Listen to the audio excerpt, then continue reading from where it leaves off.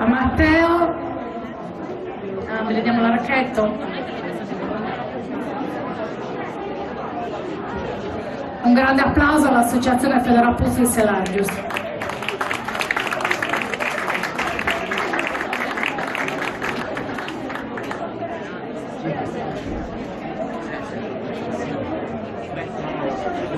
Sono presidente dell'Associazione Culturale Fedorapuzzu e siamo stati coinvolti in questo progetto da Barbara e dalle Nuvoresas. Abbiamo accolto subito l'invito perché da tanti anni collaboriamo e ci confrontiamo e ci sembrava giusto poter dare il nostro contributo a questa bellissima manifestazione. Allora, la nostra associazione nasce nel 2008 e noi siamo selargini, arriviamo da Selargius, che è una delle città che fanno parte di quell'agglomerato urbano attorno a Cagliari. Siamo proprio attaccati, siamo a 5 km da Cagliari, ma ormai non ci sono più confini tra la città e noi, e questo Vale è un'area che condivide, a parte nello specifico Cagliari, che è una storia a sé, condivide con le città attorno anche l'abbigliamento tradizionale. Quando si parla di abbigliamento tradizionale di Selargius non si può definire un vero e proprio unico costume, ma si definisce un costume che è condiviso da tutte le comunità che stanno praticamente attorno. La risultante di questo è quello che poi tra poco vedremo, è la presentazione dell'abito che noi definiamo di gala, su bistiri bonu, detto da noi, delle classi sociali più importanti della nostra comunità. Chiaramente si parla non di nobili, non abbiamo mai avuto nobili o comunque aristocrazia a Selargius, ma si parla di una classe borghese ricchissima, chiaramente, proprietari terrieri, insomma l'economia era un po' basata su questo. Quindi ciò che voi vedrete tra poco è la risultante di un'evoluzione di questo tipo di abbigliamento che parte dalla fine del Settecento e ha quest'ultimo risultato a fine Ottocento, all'incirca attorno tra gli anni 80 e i primissimi anni del Novecento. Vi portiamo proprio la versione più importante e più ricca di questo tipo di abbigliamento. E poi dopo vi spiegherò nei particolari. Adesso chiaramente qui al centro poi verrà Marzia e noi la vestiremo. La vestizione, come voi potrete notare, è già in stato avanzato, perché per questioni di tempo noi dobbiamo cercare di sintetizzare il tutto. Vi assicuro che la vestizione del nostro abito comporta almeno 2 ore di preparazione, e questo perché il focus su cui noi poi ci concentreremo questa sera è soprattutto sull'oreficeria, che poi è quella che praticamente ruba gran parte della tempistica durante la vestizione. Quindi le ragazze si alterneranno. Vuoi capire il microfono? Un attimo, capito? Siamo...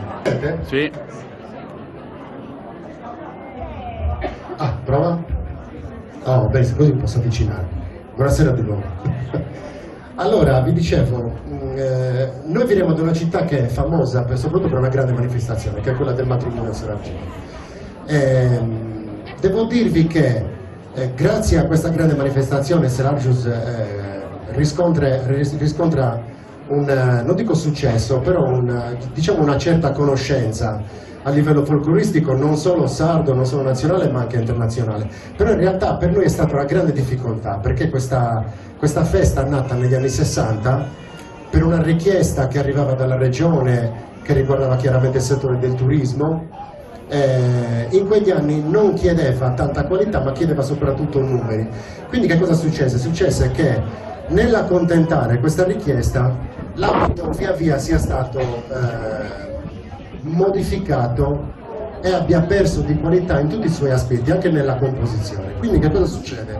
Noi nel 2008 decidiamo di riaprire la ricerca e lo studio su questo abbigliamento, grazie anche ad Ignazio Sanna, che ci ha guidato fin dai primi anni, confrontandoci con Franca Rosaconte e con diversi studi, anche con Marcello Ferrelli ultimamente, per riuscire a chiudere un po' il cerchio e a ristrutturare una vera e propria ristrutturazione volta chiaramente specifica su questo tipo di abbigliamento. Quindi facciamo così, iniziamo a far entrare Marzia, che questa sera sarà la nostra modella. Allora,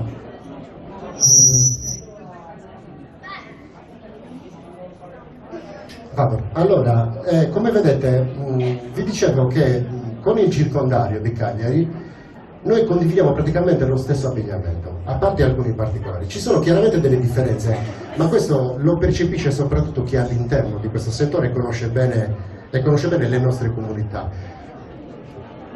Quando noi andiamo in giro, spesso e volentieri la prima domanda è: siete quartesi? No. Siamo selargini? Ma questo perché? È una cosa normalissima, perché l'abito è identico, è lo stesso, cambia solo in alcuni particolari. Soprattutto Selagius con Quartus sono identificate nel tempo in vari documenti, in varie cronache, come due delle comunità che diciamo ostentavano più sfarzo rispetto alle altre, arricchendo i loro abiti di ori all'inverosimile. Però come è composto l'abito? Voi come vedete un po' una prima fase. Da questo momento in poi noi poi inizieremo ad applicare tutta la parte che riguarda i sprendas, quindi gioielli. Però l'abito è composto in realtà un po' come tutti quelli della nostra regione, quindi prevede chiaramente delle gonne che noi chiamiamo bunnetta bona, bunnetta de brocao, perché ha questa balza in broccato, prevede delle sottogonne che noi chiamiamo assaieta, perché sono composte da quella che veniva chiamata assaia, che è un panno, ed una balza dorata. Perché tre gonne? Perché come si diceva da noi, Saguneda deve essere un frada, quindi rigonfia, deve assumere queste caratteristiche. Quando ricostruiamo un abito tradizionale, chiaramente noi dobbiamo ricostruire anche la vestibilità di quell'abito, quindi non solo i tessuti, ma anche la forma che poi deve assumere una volta indossato. Quindi voi vedrete queste gonne a campana che sono tipiche di questo periodo storico, quindi di fine 800, e la forma era proprio così, a campana, perché dovevano stare molto aperte, quindi un fradas e rigonfie. Le altre due gonne che sono sotto, che in realtà in precedenza erano le gonne di gala, quindi quelle che si vedevano, questa è un'aggiunta, assumono dei diversi termini, sia per funzionalità che per composizione. Quindi diventava, voi vedete che ha tre gonne, indossa tre gonne, quindi quella che sta più sotto veniva chiamata Sadedresi perché era la terza, e l'altra invece, la seconda, prendeva il nome di Fardetta, le identificavano. Quando invece indossavano solo due gonne, quindi la prima e la seconda, quella che stava sotto assumeva sempre il termine Sadedresi, anche se era la seconda. Quindi aveva sempre quel termine. Quindi è composto da una gonna in velluto, che per noi era il tessuto più importante in assoluto. Quando si parla di riacquisizione di questo tipo di abbigliamento si deve dare un certo focus anche sul colore, perché anche il colore degli abiti che noi indossiamo è una conquista, perché fino a fine Settecento questi tipi di colori non potevano essere utilizzati da quello che non era considerata aristocrazia. Il rosso che voi vedete era un colore importantissimo, quindi che cosa succede? Che grazie alla rivoluzione francese, il momento in cui decadono le famose leggi suntuarie, dove si regolarizzava che l'abbigliamento l'abbigliamento, diciamo così, concesso all'aristocrazia aveva la possibilità di utilizzare certi colori nell'abbigliamento, come vi dicevo, questa cosa non poteva essere fatta anche dalla borghesia. Nel 1789 era imminente la rivoluzione francese, Luigi XVI convoca gli stati generali, a questi partecipano anche la borghesia, che vengono fatti partecipare a questo importante avvenimento vestiti di nero, proprio per umiliarli, per fargli capire che la classe sociale era quella. Una volta successa poi, successivamente alla rivoluzione francese, la prima decisione che si prende è abolire le leggi suntuarie. Così tutti potevano accedere a questo tipo di colori per poter confezionare il proprio abbigliamento. Gonna, la parte alta la parte del busto chiaramente veniva, a parte la camicia che noi diciamo a prafallo, proprio vigilati Marzia, proprio a prafallo perché indossa ha questo tipo di accessorio con lei, così. Quindi da Brafalissu, che era quella sorta di cotta che utilizzavano i preti nelle casse sociali, si vede? Sì, Sì. sento che utilizzava il clero nelle loro vesti e quindi viene riportato negli abiti femminili in questo caso, ed è una semplice camicia bianca con questi colletti grandi che venivano inamidati perché dovevano stare rigidi. Sopra la camicia si indossava quello che noi diciamo un ugoso, quindi un corsetto in velluto ma anche in altri tessuti pregiati, dopodiché veniva posto sulla camicia, questa è una cosa che arriva a fine Ottocento, un fazzoletto che noi chiamiamo o pannevitura perché copriva il petto, oppure saverra perché era la metà di uno scialletto. In questo caso Marzia indossa uno scialletto. Questo tipo di accessorio, questo fazzoletto, questo mezzo scialletto arriva nell'abbigliamento tradizionale, come dicevo, a fine Ottocento, perché le donne campidanesi venivano anche documentate con questo seno troppo sporgente e quindi i gesuiti iniziarono una guerra. Da Cagliari non potevano entrare le donne del circondario in questo modo e quindi all'inizio, solo per entrare in città, sopra il seno indossavano questo fazzoletto. Questa moda evidentemente è piaciuta talmente tanto che poi iniziano davvero ad utilizzare questo fazzoletto, lo arricchiscono, diventa davvero di tessuti molto, molto importanti. Questo però ha anche una funzionalità, che è quello di poter acquisire poi tutta la gioielleria. Quindi sopra questo fazzoletto venivano posizionati i gioielli, che adesso inizieremo ad apporre. Possiamo iniziare ad apporre. I gioielli, vieni Veronica che poi prenderà i gioielli venivano conservati all'interno di quello che noi chiamiamo sugofino e oro, cioè era un cestino di giunco arricchito e lavorato che faceva parte del corredo, nel quale venivano apposti tutti i gioielli e venivano conservati qua dentro. L'unico momento in cui si apriva era quando li dovevano indossare, ed erano davvero per occasioni importanti, oppure la notte di San Giovanni venivano aperti e venivano messi all'aria perché si credeva che insomma ne giovassero anche nella conservazione. Sono tutti rituali epici. Quindi all'interno di questo cestino venivano posizionati tutti e conservati tutti i gioielli che adesso inizieremo ad apporre su Marzia. Quindi si slegava il fiocco e inizia un vero e proprio rituale. Ogni gioiello, ogni cosa che voi vedrete doveva essere messo in un punto specifico, doveva essere allineato in un punto specifico. In tutti questi anni, quando noi ci proponiamo in eventi anche del genere, spesso e volentieri ci si rivolge a noi chiedendoci delle informazioni, ma la prima cosa che ci dicono, però siete esagerati, non è possibile che si indossasse tutto questo. Vi assicuro che è così. E la cosa che stupisce molto è che ad un certo punto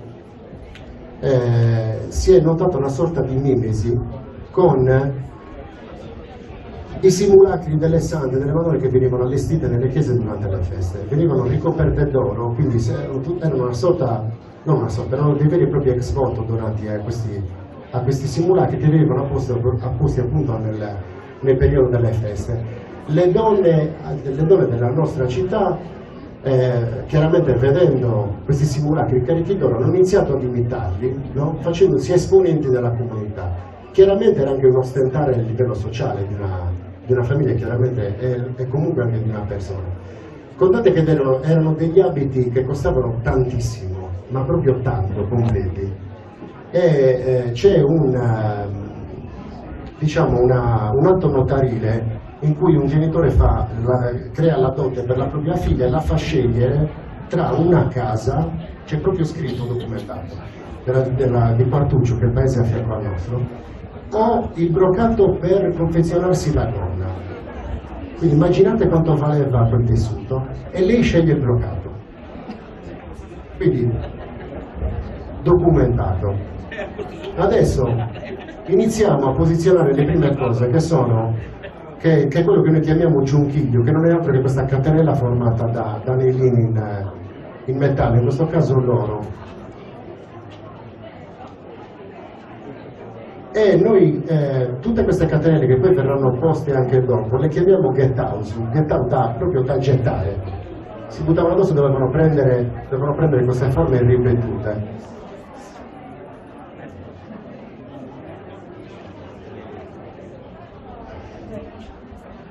Contate che ogni gioiello, ogni parte che viene posizionata sul petto, quindi sul fazzoletto, veniva anche cucita in filo oro. Chiaramente noi per questione di tempo non possiamo farlo, altrimenti questa cosa durerebbe tantissimo.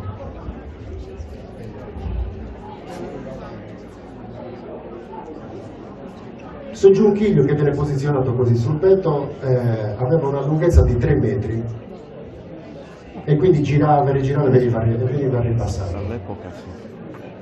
Potevano esserci applicati anche altri pendenti, in questo caso quello che noi chiamiamo Sugore Gesù, che non è altro che un medaglione a forma di cuore.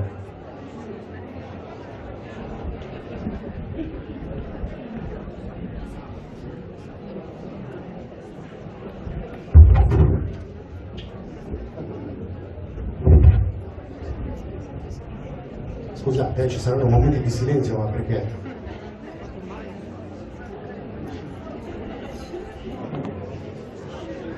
Ecco, di solito, io vi parlavo prima del matrimonio selargino, questo abito spesso viene associato alla sposa, quindi molto spesso viene chiamato l'abito della sposa. In realtà noi non abbiamo un abito da sposa specifico, ogni classe sociale chiaramente si vestiva con quello che poteva, in questo caso insomma potevano permettersi delle cose del genere, quindi si capisce che la classe sociale è quella più elevata.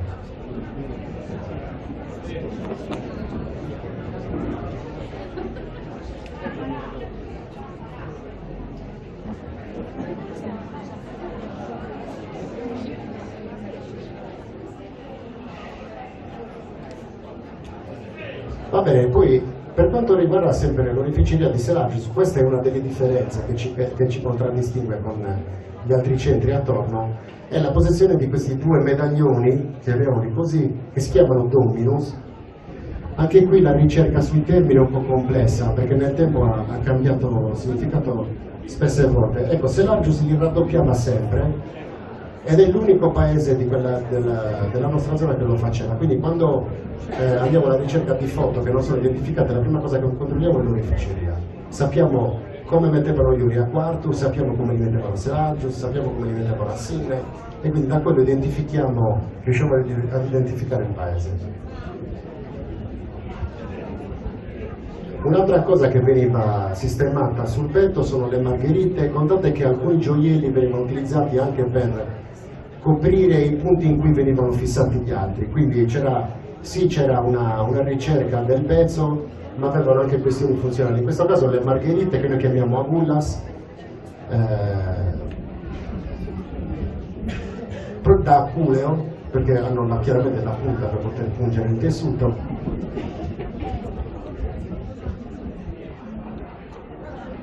Ecco, da questo momento in poi si iniziavano le sistemazioni dei due dominus con le margherite che stanno sopra e l'altra spinta non lavoro da questa parte. Ecco, un'altra cosa, nel tempo noi è vero che eravamo un'isola ma non eravamo isolati, quindi le mode arrivavano anche da noi, non dobbiamo pensare che arrivassero 10 anni dopo rispetto al resto d'Europa, arrivavano subito. Dopodiché c'era un'acquisizione e un'evoluzione, perché dovevamo adattare alle nostre esigenze e ai nostri gusti questa moda. Una cosa che arriva nell'oreficeria è l'oreficeria borbonica. L'oreficeria borbonica viene acquisita e viene utilizzata nel tempo anche qui in zona e viene adattata alle nostre caratteristiche. Chiaramente viene inserita tra i sprendas che poi le nostre donne utilizzavano con l'abbigliamento tradizionale. E non solo, tante cose che noi identifichiamo come oreficeria borbonica in realtà è oreficeria vittoriana, però anche lì bisogna essere degli esperti, bisogna davvero conoscere i pezzi. Questo per farvi capire che avevamo un mercato davvero aperto e si attingeva ovunque.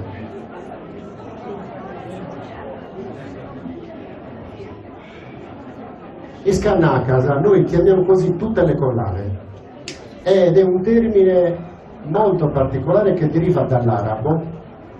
Queste collane passano dai paesi medio orientali, arrivano in Sicilia e dalla Sicilia arrivano in Sardegna, mantenendo questo tipo di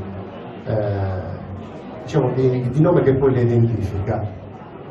Siamo riusciti a ritrovare anche il termine arabo, però è meglio che non lo dica perché non è una delle lingue che parlo, quindi È un termine che veniva utilizzato anche a mo' di scherzo per identificare i bargigli del gallo, la pelle che pende sotto il becco.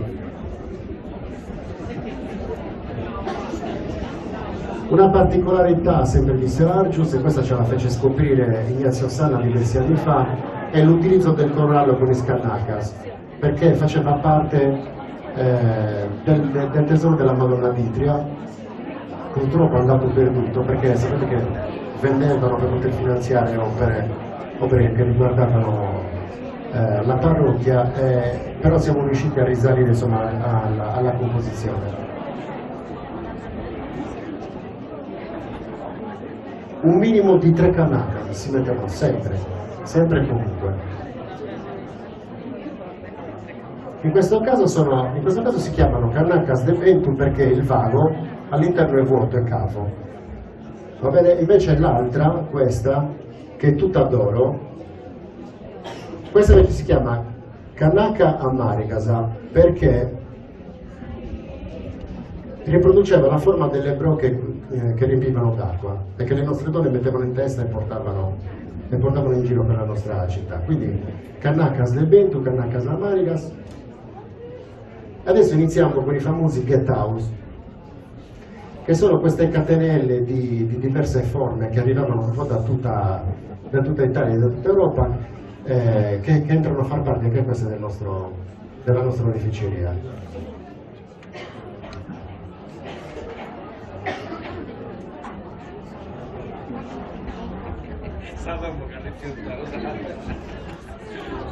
Di solito si cercava di formare questa forma, cioè di dare questa forma a M a tutte le catenelle, perché in onore a Maria la M veniva strutturata quasi sempre per questo motivo.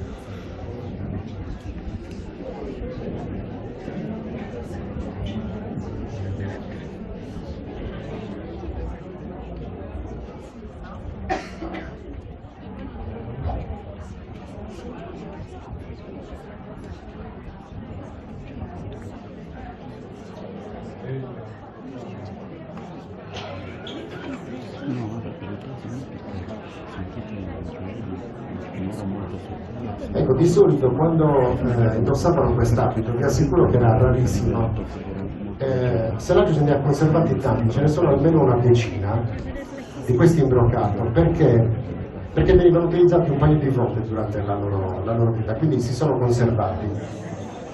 E una delle occasioni chiaramente era il matrimonio, e le uniche persone che potevano aiutare la futura sposa a vestirsi erano la madre e la madrina. Nessun altro partecipava alla vestizione.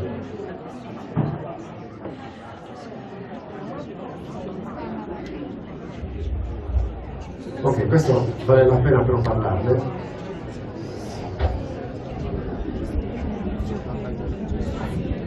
Allora, questo è il pendente più famoso della nostra area geografica, no? Nel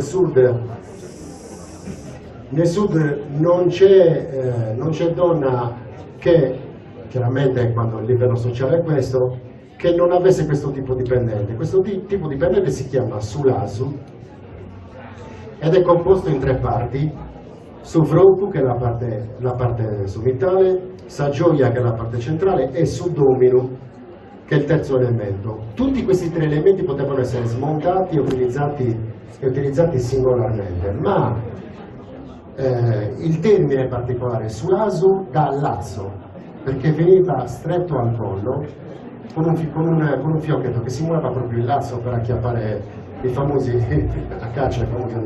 Ecco, in questo caso è un'opera d'arte ricostruita da Pier Andrea Carta di Cagliari, e sono tutte pietre anche in quelli antichi. Questo chiaramente non è un antico, vi dicevo, una riproduzione. Non sono quasi mai pietre vere, a parte il cameo. Di solito veniva utilizzata pietra vitea, sono rarissimi, io a Sergio ne ho visto solo uno, sono rarissimi i pendenti che invece hanno pietre vere, tipo, che ne sono, granati, smeraldi, sì, sono davvero rari. L'unica cosa che invece aveva davvero valore era il cameo che veniva utilizzato. Spesso venivano recuperati i camei dalle sepolture romane e venivano riutilizzati per questo tipo di gioiello. In questo caso il cameo che è stato inserito sul domino, che è la parte finale, come vi dicevo, è un cameo di fine Settecento lavorato in pietra arabica e veniva posizionato per ultimo, veniva messo sopra, è arricchito da queste scaramazze, che sono queste perline bianche che venivano legate 3x3, una lavorazione davvero importante e difficile. Come vedete veniva legato al collo. Ecco, diciamo che così potrebbe sembrare completo, ma siccome non si accontentavano, quindi andiamo con i bracciali.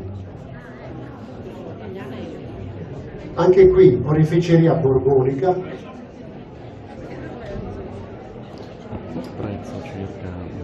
non bastavano due, si doveva raddoppiare.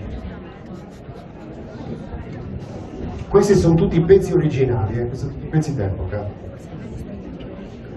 Sì, a livello di ori, poi servono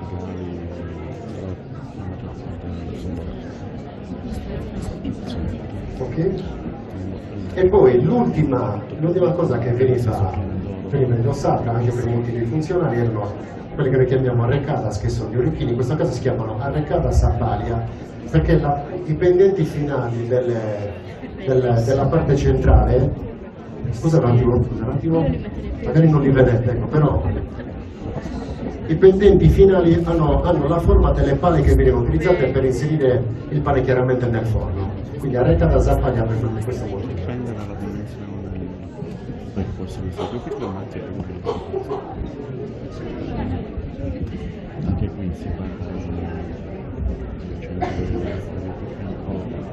argento bagnato fino a 1000.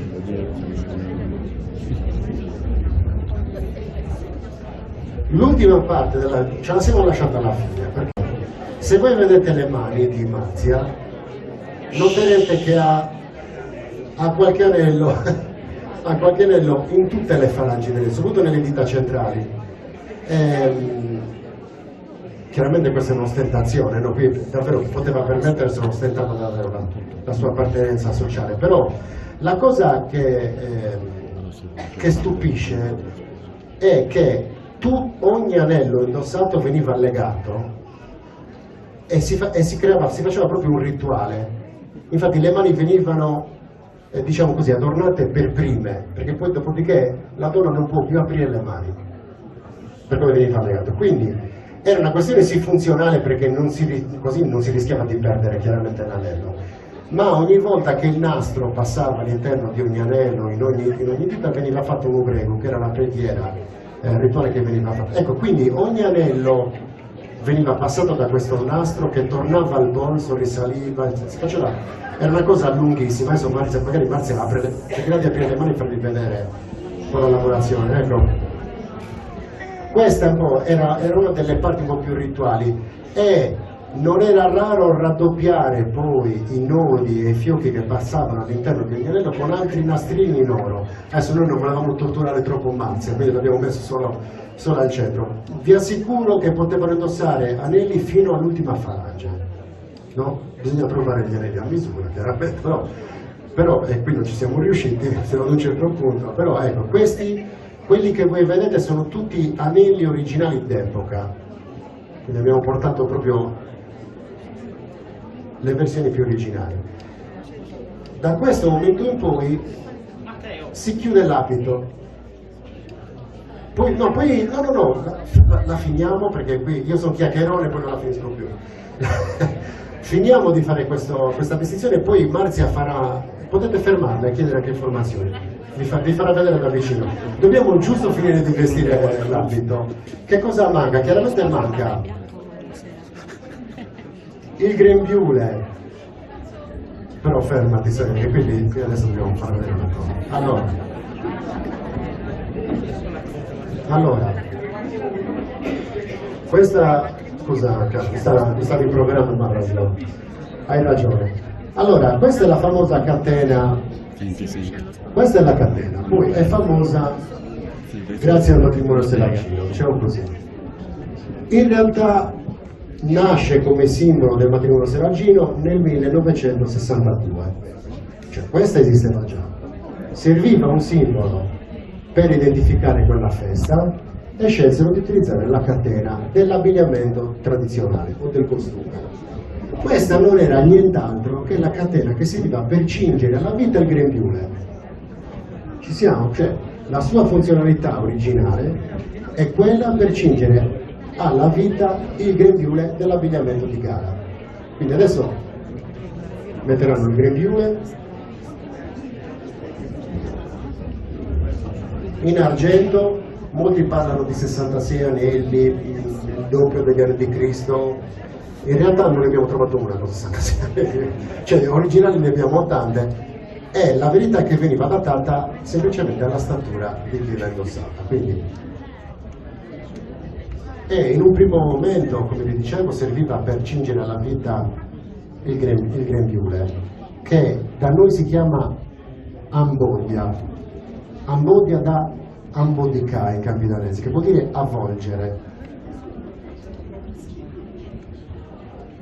Diventa, nell'ultimo periodo di utilizzo di quest'abito, diventa un semplice accessorio, veniva lasciata perdere. Faccio sì.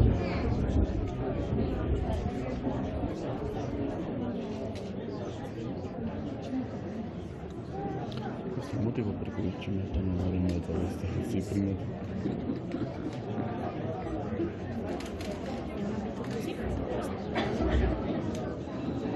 Mi hanno venduto antichi a 10 euro senza gioielli. Marzia, adesso magari ti giri così la facciamo vedere. Perché solo il broccato. Come vedete si cingeva così il grembiule. Quindi vi dicevo, a fine 800, proprio nell'ultimo periodo di utilizzo di quest'abito, diventa un semplice accessorio, cioè anche questo per ostentare il livello della classe sociale. Okay. Dipende semplicemente dalla vita, un po' come sopravvivere con gli altri nostri abiti.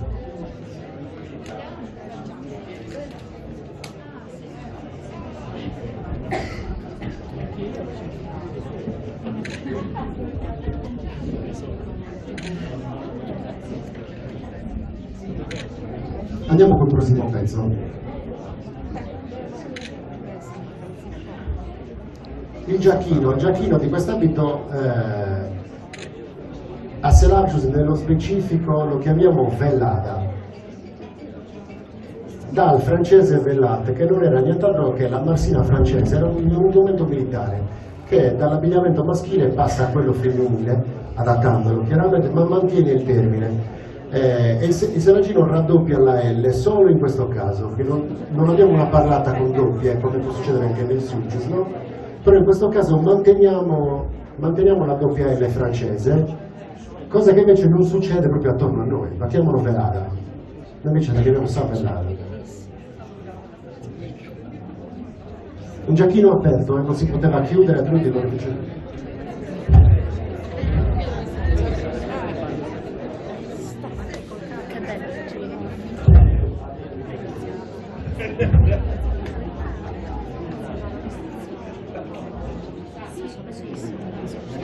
Lo usavano solo due. Ti puoi girare con Marzia? Puoi girare. Come vedete Marzia sulle spalle poi vengono questi due fiocchi, i sfrocusu, quelli che noi chiamiamo frocusu. Questi diventano un semplice accessorio a fine 800, in realtà all'inizio erano i fiocchi che servivano per legare i scannacasa al petto. A fine 800 li smontano dai scannacasa ma le mantengono e le cuciono sulle giacche.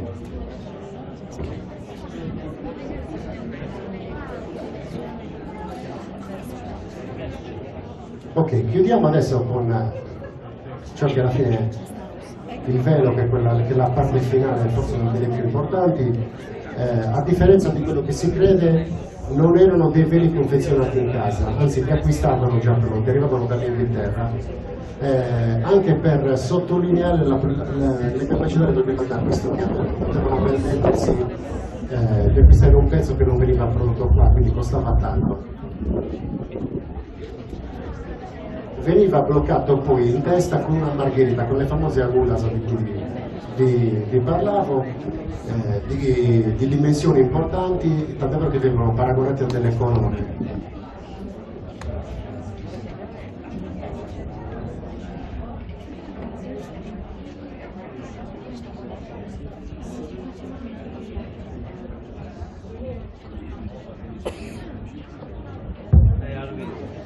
Il velo poteva essere lasciato così smirato a cadere, oppure poteva essere annodato sotto il mento. Non sappiamo il perché. Nel Sulcis, per esempio, quando legano il velo così, diciamo, identifica una donna sposata o comunque fidanzata e prossima al matrimonio. Noi abbiamo perso questo, però da noi si lega, cioè si sa che si lega, ma non abbiamo più memoria di questo. No. Un po' storto.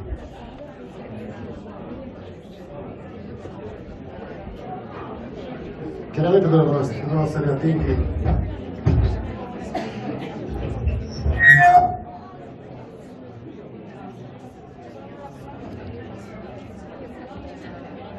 Abbiamo chiaramente finito, adesso Marzia si farà la sua processione. Quindi questa era un buona, chiaramente stavano attentissime, niente doveva coprire l'orificio, doveva si deve vedere sempre. Quindi legato deve essere legato in modo che si vedesse comunque. Sì, adesso mentre passeggiate. Adesso se voi noterete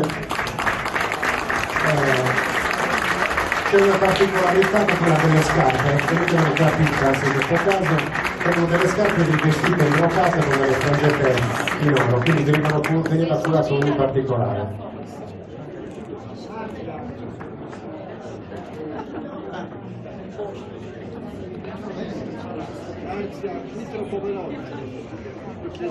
Io vi ringrazio, ho finito, adesso lasciamo spazio ai oratori. Grazie. Grazie.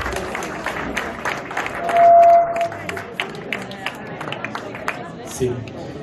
Bene, buonasera di nuovo a tutti. Nel mio intervento precedente